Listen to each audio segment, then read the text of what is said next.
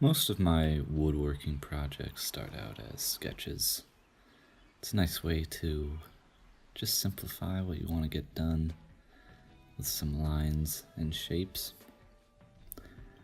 Today I made a chair, and by today I mean over the past 3 weeks, maybe 2 weeks.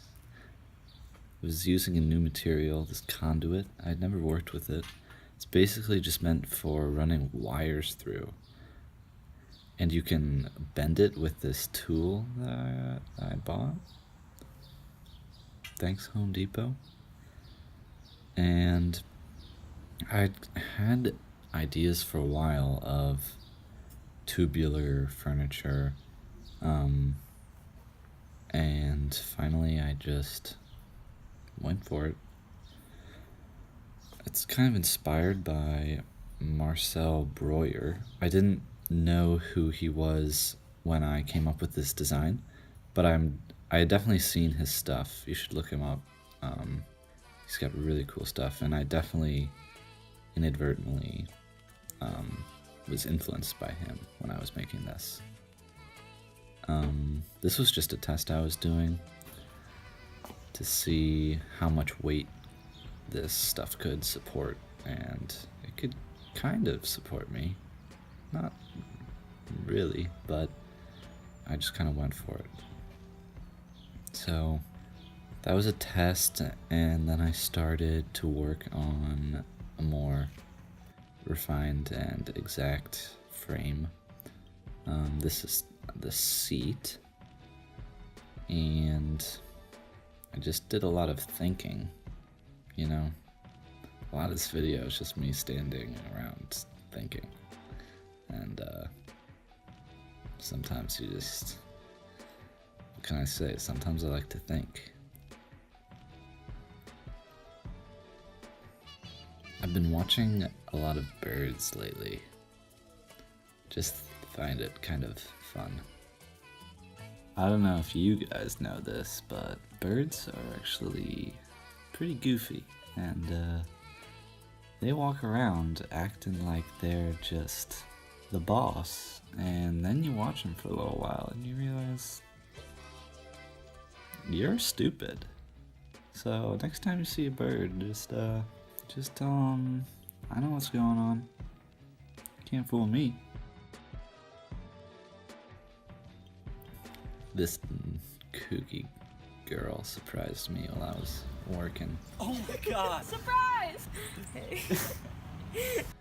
Nearly stopped my heart. It's hard to tell exactly where the bend is going to end up when you're using that tool to bend the conduit. So I did some testing, took some measurements, and before I bent and then after I bent. And that way it was a little bit easier for me to predict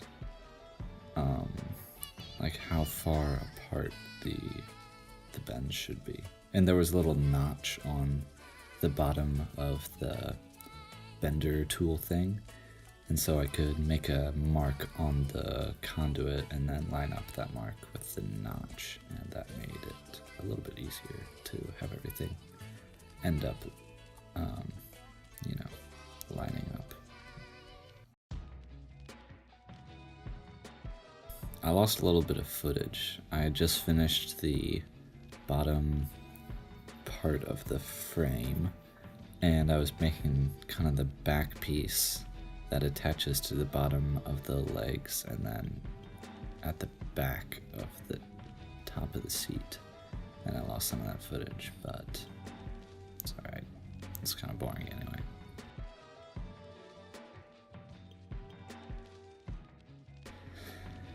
I started making these cushions. I had some leftover foam from a different project I had done. It was a different chair, and so I decided to put a bottom cushion and a little backrest. And I also had some batting left over, so I used some spray adhesive and mounted those two together.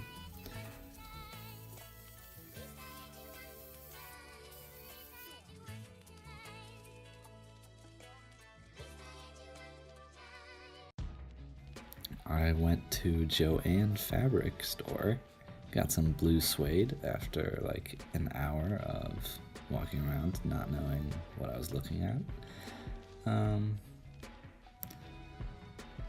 And then I used my air compressor, hooked it up to a staple gun, and that worked really, really well in attaching this fabric. It was actually a Christmas gift to me, and I hadn't used the compressor or the staple gun at all, so I was really happy with how it performed.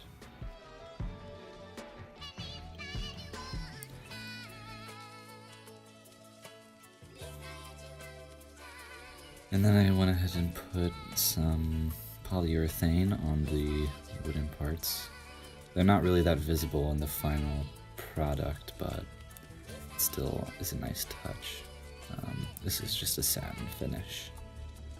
And it took me a while to sand down the metal frame because there was like this industrial writing on it, and it just had kind of an ugly pattern, so I used my Dremel tool, but then that wire brush went dull pretty quickly, so I just hand sanded a lot of it.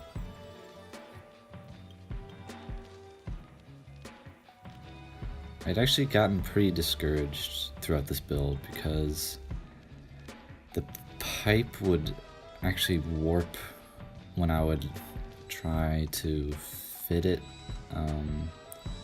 and it just easily bent, and so it just took a ton of fidgeting around just to make sure that everything was getting into place. And you can see in the back of this seat there's just like a random hole, and that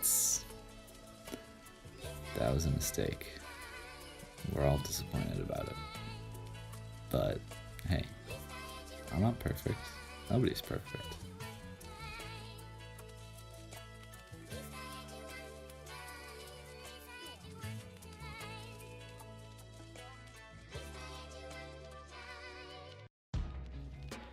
I was kind of scared to sit down in the chair once I had finished it because it just ended up feeling like a rocking chair because the pipe was so flexible, so I kind of bounced back and forth on it, but it ended up kind of supporting me. I just really wanted to carry out the original design that I had because I really liked the way it looked. And I didn't want to put like an extra support in the back, because I just liked how it looks so fluid. And that was it. And then I was done.